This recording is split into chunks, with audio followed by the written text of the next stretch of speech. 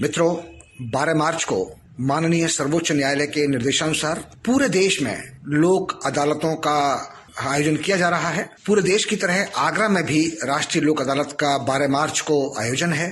तो इस विषय में और अधिक जानकारी प्राप्त करने के लिए श्री नवीन कुमार जी हैं हमारे साथ में, जो कि सचिव हैं जिला विधिक सेवा प्राधिकरण आगरा के। हम उनसे जानेंगे कि राष्ट्रीय लोक अदालत में कैसे हम पार्टिसिपेट कर सकते हैं, कैसे क्या कर सकते हैं। नवीन जी, प्लीज हमारे श्रोताओं को बताएं।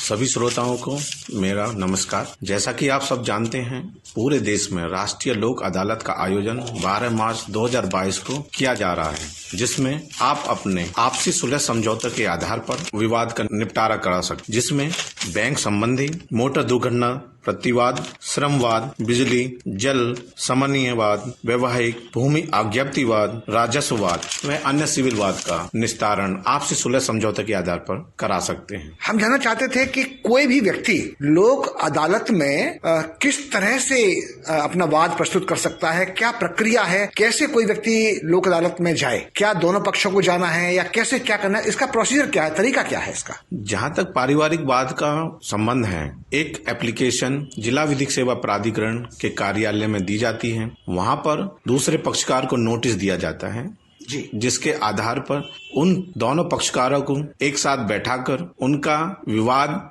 सुलझाया जाता है। और जब वो सहमत हो जाते हैं तो लोक अदालत में उन दोनों पक्षकारों को बुलाकर प्रमाण पत्र दिया जाता है। लोक अदालत का मुख्य उद्देश्य ये है कि इसमें दोनों पक्षों की जीत होती है, कोई हारता है न जीतता है, क्योंकि इसका एक बहुत अच्छा लाभ यही है कि दोनों पक्ष आपस में सुलह करते हैं, जिसका एक प्रमाण पत्र दिया जाता है, जिसके आधार पर ये माना जाएगा कि अब कोई विवाद शेष नहीं रहा है। तो इसके अलावा और जो विवाद होते हैं और जो वाद होते हैं जो अलग अलग तरीके के, तो उसमें भी यही प्रक्रिया है कि दोनों पक्ष आपके पास आते हैं या कैसे क्या है?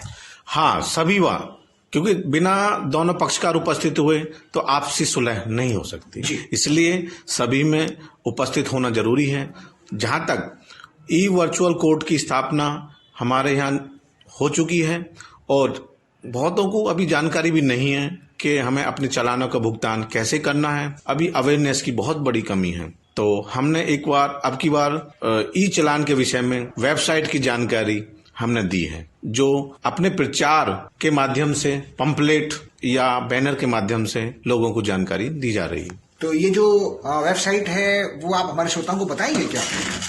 जी हाँ, उसका है virtual court VCOURTS virtual courts.gov.in के द्वारा ई पेमेंट के माध्यम से, यानी आपके कहने का मतलब है वी कोर्ट्स यानी कि VCOURTS.gov.in, इसके माध्यम से ई पेमेंट के माध्यम से हम चालान का भुगतान घर बैठे कर सकते हैं।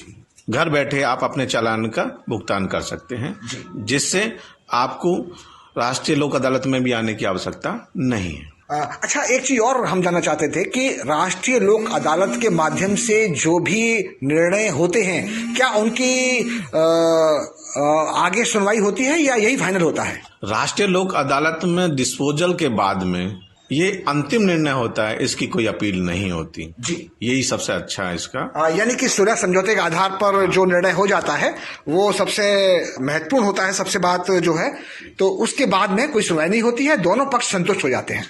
दोनों पक्ष संतुष्ट हो जाते हैं और खुशी खुशी अपने घर लौटते हैं जी। तो आप हमारे श्रोताओं से और भी कुछ कहना चाहेंगे इस लोक अदालत के लिए बारे में?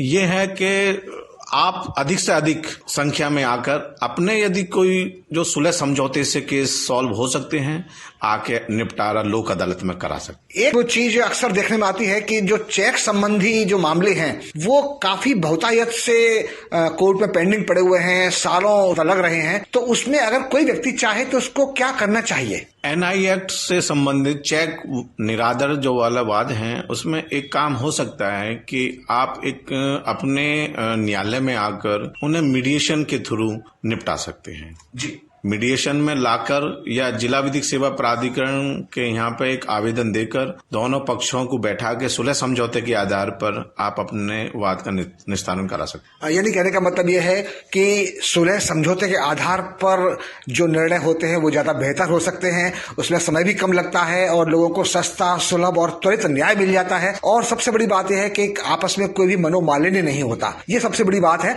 और हम भी चाहेंगे कि हमारे जो भी श्रोता ये कार्यक्रम सुन रहे हो, तो अगर उनका किसी से कोई डिस्प्यूट है और इस तरह का कोई वाद है जो आपसी सुलह समझौते के आधार पर जिसका निस्तारण किया जा सकता है, तो हम उनसे अनुरोध करेंगे, उनसे निवेदन करेंगे कि दोनों पक्ष जाकर जिला विधिक सेवा प्राधिकरण कार्यालय आगरा में संपर्क करें, एक एप्लीकेशन दें और निश्चित रूप से उनका जो उनकी समस्या है, उनकी परेशानी है, उसका निस्तारण हो जाएगा। नवीन जी, आपने हमसे बहुत अच्छी बात की, राष्ट्रीय लोक अदालत के बारे में जानकारी दी। आपका बहुत बहुत आभार, बहुत बहुत धन्यवाद। आप लोगों को भी मेरा प्यार भरा धन्यवाद।